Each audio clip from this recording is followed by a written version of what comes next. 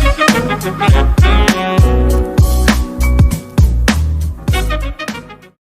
there guys, welcome back to the channel. Today we're doing a commander deck tick on the new Captain Siona from Theros Beyond Death. Now she's actually a very powerful uncommon commander, 3 mana in green and white, 2/2, with a whole aura build around her. So when she enters battlefield, you dig 7 deep for an aura, put it into your hand, the rest on the bottom you library in random order.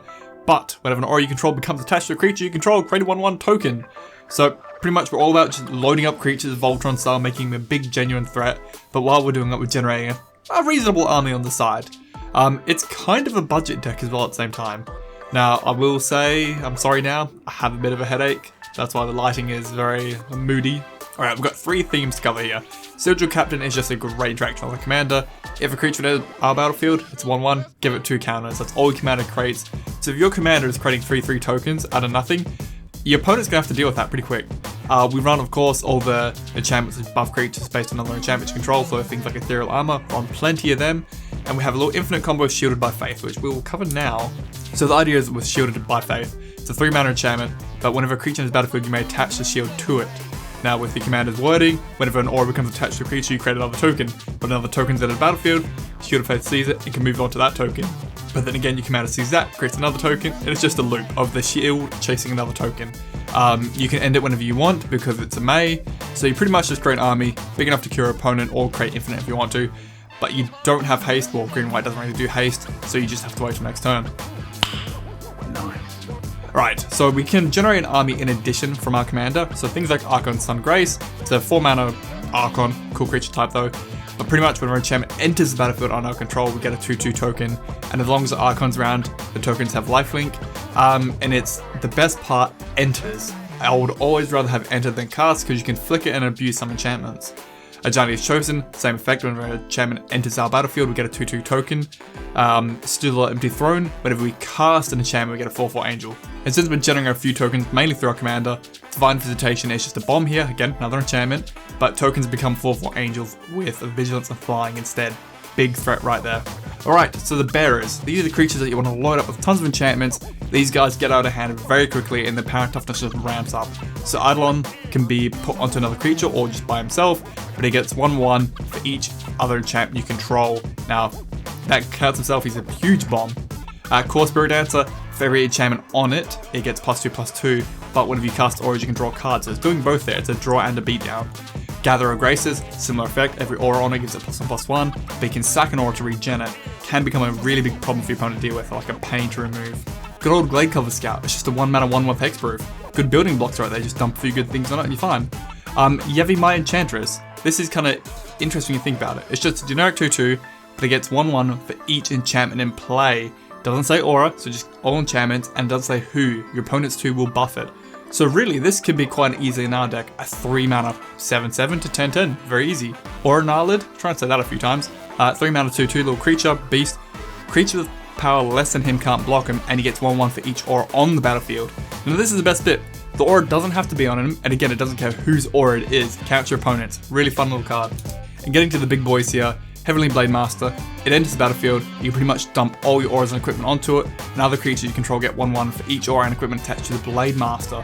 So you can go from having a couple auras spread around the board, this coming into play, attaching all on there, and buff the whole team at the same time. In addition, it's got Flying and Double Strike, it's going to clap your opponent's cheeks with Red Raw. And I've got Sigarda here because she's just a good creature, she's a pain to deal with. Flying and Hexproof, and your opponent can't make her sack things, load her with auras all day.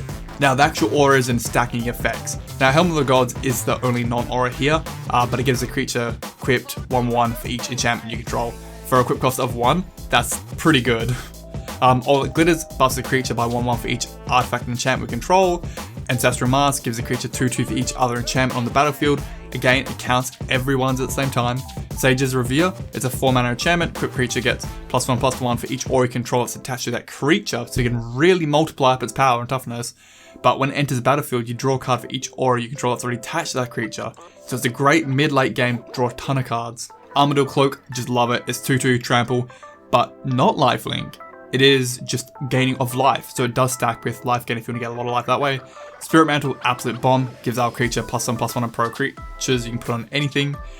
Daybreak Coronet, used to be a huge card back in Boggles in the day, kind of died off now, but you can only enchant it to another creature that's already got an aura on it, but it gives it 3/3, first strike, vigilance, and lifelink. A lot of keywords. Shielded by the Oversoul, just a good all-rounder, mainly for the commander, because it gives a green creature 1/1 indestructible, and if it's a white creature 1/1 and flying. Just put on your commander, and your commander sit there and observe the battle. I love my cheap things like Umbras. They give you extra life essentially in the creature, because whenever the creature would be destroyed, instead you remove all that damage and destroy the aura. Gives them like a second round, and it gives them good little effects. So Spot Umbra 1/1 and Reach, Hyena 1/1 and First Strike, Rancor and Spirit Loop are 2 enchantments that can keep coming back. So for effects where we cast or enter multiple auras, great things to have. And like I mentioned before, Spirit Loop is not lifelink, it's reworded, so you can stack it with lifelink if you want to. Flickering Ward, it's actually a really powerful 1-drop enchantment. The equipped creature, you pick a colour, it has pro that colour, and you pay 1 mana to bounce it back to your hand. It's recurable, it's protection, I love it.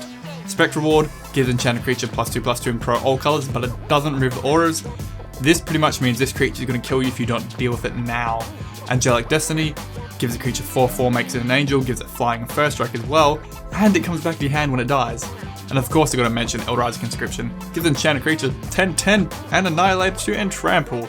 Clap your cheeks, goodbye, put your head between your legs, kiss your ass goodbye.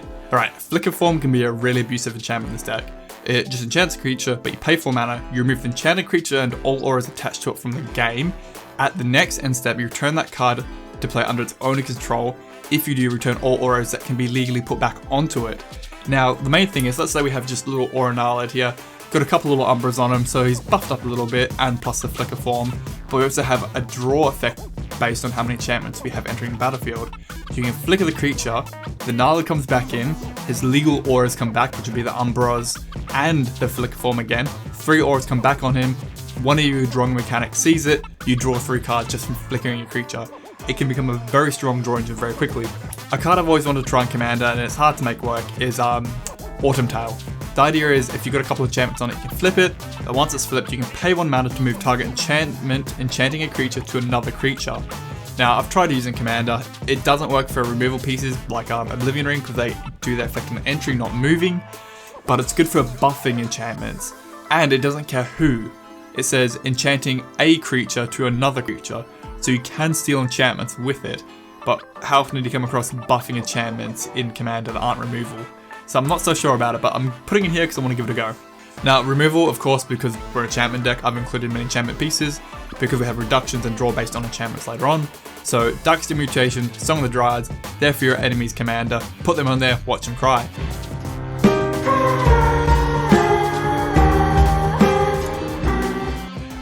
Big brain plays if you put Darksteel Mutation on one of your own creatures, making it indestructible. Big brain plays. Oblivion Ring, Banishing Light, just your non-land permanent removal, love them. Steal Away, great little cheeky one, get a creature that's attacking you, just put them away, just don't want to deal with you anymore. Swords of Plowshare, Path to Exile, it's a white deck, of course they're going to be here. And Winds of Wrath, your board wipe made for this deck, destroy creatures that aren't enchanted, pretty much just lean across the table and mess up their board. Now support, Umbra Mystic is a very interesting worded card. 3 mana 2/2, all auras attached to permanents you control have totem armor. Permanents as well, by the way. So, and the wording here says here in her reminder text, instead remove all damage from it and destroy an aura attached to it. You get to pick which one. So if you're stacking multiple auras, you pick your least favorite one, maybe Rancor or something that you can bring back anyway.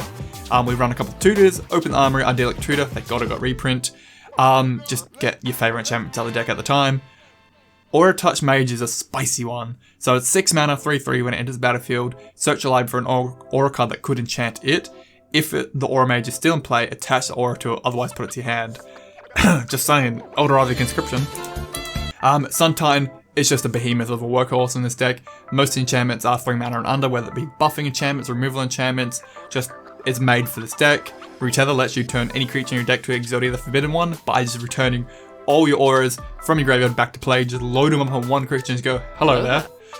Sphere of Safety, I'm not a control deck, but the amount of enchantments you have in this deck, you'd be crazy not to run it. It would pretty much stop opponents attacking you outright. I love having a Lightning Greaves because of the 0 equip cost, you can just move it around as you need it. Load your creatures up, then put the Lightning Greaves on final for a bit of extra protection. Now draw. My favourite kind of draw in enchantment decks are based on just entry, not cast. So things like Eidolon Blossoms and the new Citizen Champion. Both of them just give you a card whenever you play an enchantment, when it enters the battlefield I should say. Plus Champion gets a 1/1 counter on it, so it gets actually really fat really quick. Out of the Enchantress cycle, you got the 2/3 mana ones, you got the Enchantment and the cheap Argothian. I've gone with Enchantment and the cheaper version.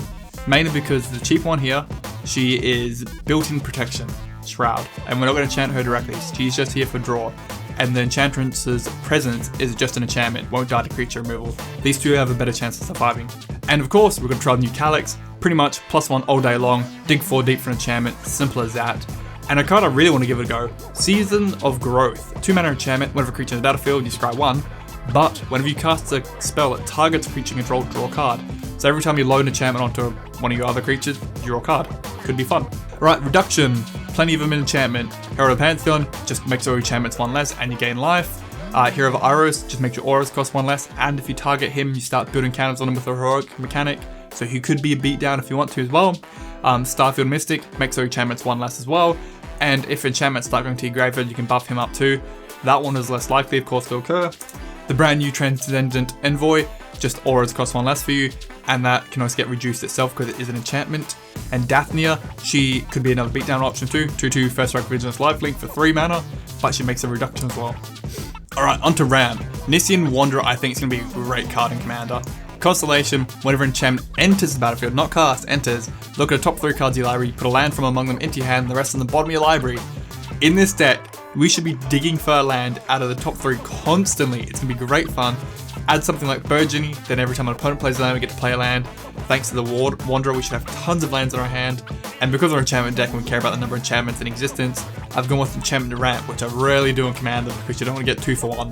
But Wild Growth, Utopia Scroll, and Fertile Ground, dump them on some lands. Those lands produce more. These can be card value as well for you thanks to your draw mechanics. And we just run a Sol Ring. I feel that's enough in this deck. The deck has a lot of draw reduction built in, so it's pretty quick to the ground. Right, getting close towards the end here. Lands, so only 3 main lands that this deck really needs. Whole of Heliod's Generosity, it lets you just pay 2 mana, put an enchantment from your graveyard back on top of your deck. Simple return, that's the best thing you can have in this deck. Reliquary Tower is a must-have because you draw a ton of cards, your hand size gets pretty big. And Rogue's Passage, because you are kind of building up one big threat, you can make it unblockable, get it through if you need to. As for the rest of the deck, I've kept the land base very simple. Command Tower, Sunpetal Grove, Temple of Plenty, and Canopy Vista. There are rare, expensive lands, nothing more than a few dollars there. Evolving Wilds Terramorphic, get some basics out of your deck. And just simple life gain lands. You don't have to do anything fancy in this deck. And for the basics, I've gone 11 and 11 for my basic forest and plains. Simple. But I'm going with the new Constellation themed artwork, trying to play with it. Right, so that's Siona. What do you think of her? I think she's great. The aura theme is already well supported. With all the reduction and ramp built in, no problem there, tons of draw. She does offer a lot of new interesting interactions, especially like the Nisian Wanderer. I can't wait to give that a go. I think that'd be great. And that Asceticism Champion, that thing's a beast. So let me know your thoughts, guys. I think she's going to be a pretty strong commander, especially for an uncommon. Alright guys, have a good one. Catch ya. Weird thing just noticing the end here, because my room's all dark and brain hurting. I've only got my one Google Doc open for my notes in the deck list here. But watch this, ready? Ooh, lighting effect. Oh, that hurts my brain. I'm not doing that. Thanks for watching, guys. If you enjoyed that video, a like would be greatly appreciated. Push this video through YouTube's algorithm so more people can see it. If you're not subscribed, only 10% of my viewers are, by the way, please consider it. And the bell icon. Make sure it's actually ticked so you get all notifications, because sometimes it turns off. And always, thank you to patrons. You guys are amazing. You literally support people's dreams. Let them do what they love. Thank you, guys.